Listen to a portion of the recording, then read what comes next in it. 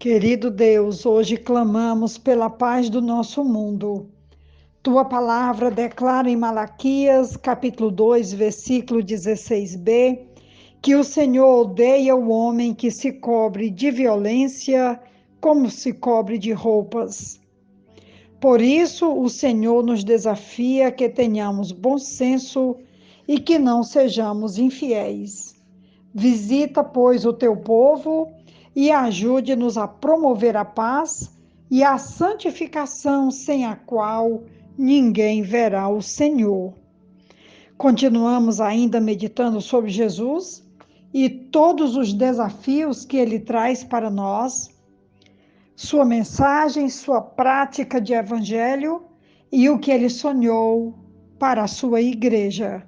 A reflexão hoje está em 1 Pedro, capítulo 2, versículo 9, que vai declarar o seguinte: Vós, porém, sois a geração eleita, o sacerdócio real, a nação santa, o povo adquirido, para que anuncieis as virtudes daquele que vos chamou das trevas para a sua maravilhosa luz.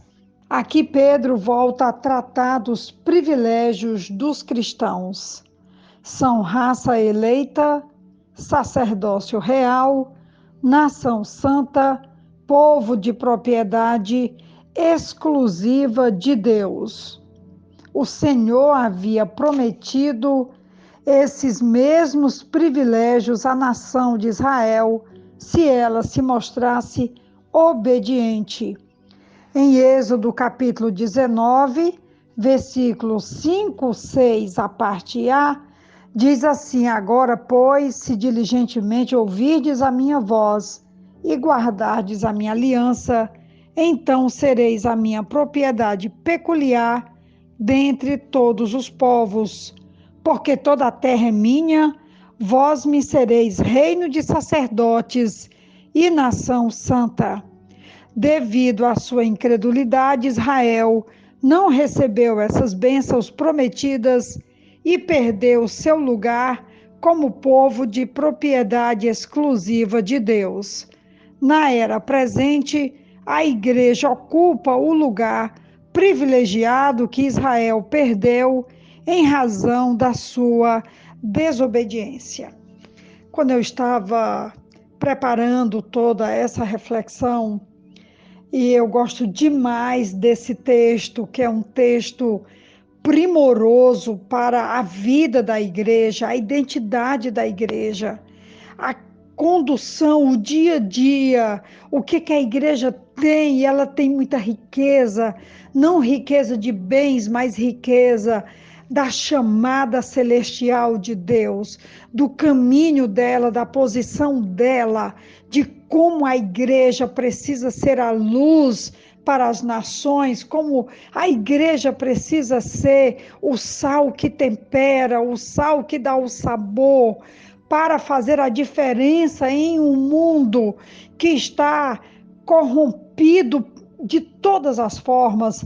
E nós encontramos, pois, uma igreja apática, uma igreja abatida, uma igreja desanimada, uma igreja perdida das suas funções ou do seu alvo, da sua missão principal, que é refletir essa glória do Cristo de Nazaré, onde ela está.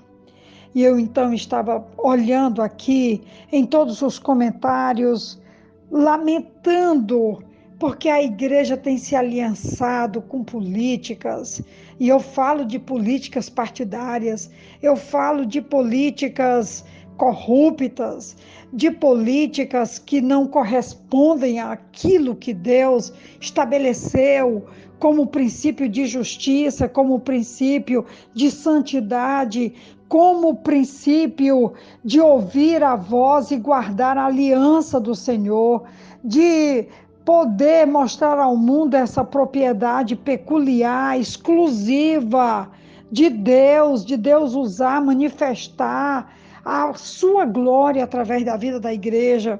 E eu então estou fazendo esse áudio aqui com um coração apertado, mas também com um coração que está sendo desafiado a me voltar para o Senhor e a resistir firme aquilo que não foi destinado para a igreja.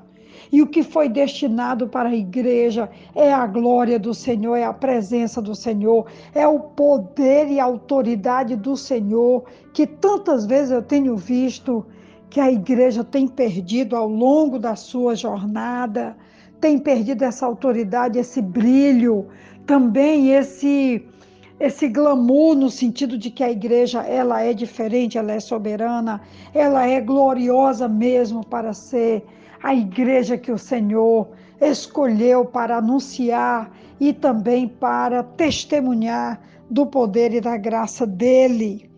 Então nós temos aqui, quando a palavra vai dizer que nós somos sacerdócio real, há um sacerdócio de todos os crentes.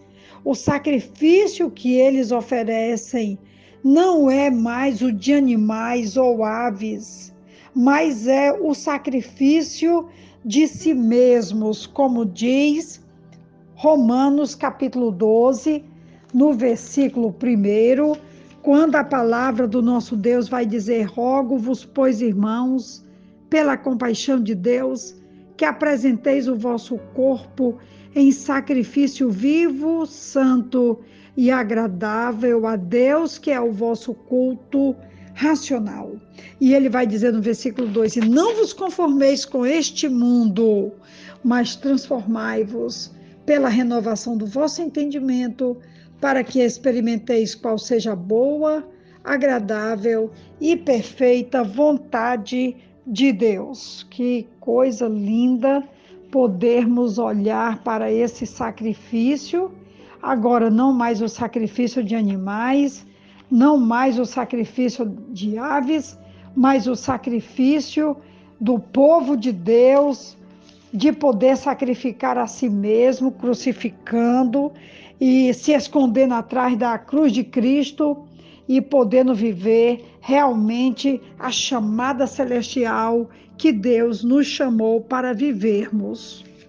De acordo com o Novo Testamento, todos os crentes são sacerdotes, indicando não somente um privilégio especial de acesso ilimitado a Deus, mas também a oportunidade de ministrarmos em seu nome.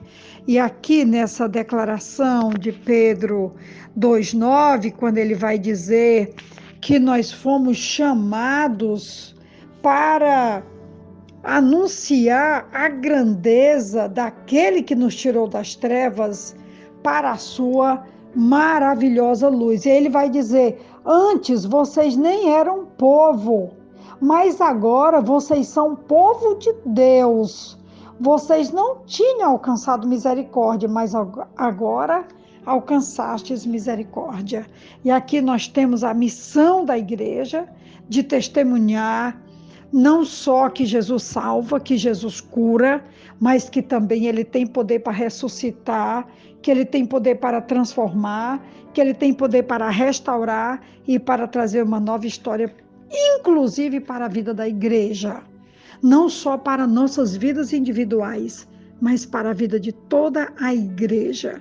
E eu queria já concluir, por causa do tempo, declarando: Igreja do Senhor, Igreja do Senhor, acorda. Igreja do Senhor, levanta. Igreja do Senhor, anuncia.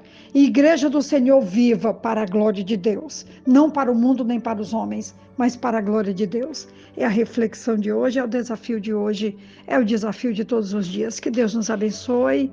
Um grande abraço da pastora Betinha, que ama o Senhor e que está aqui hoje clamando pela vida da igreja do Senhor. Amém.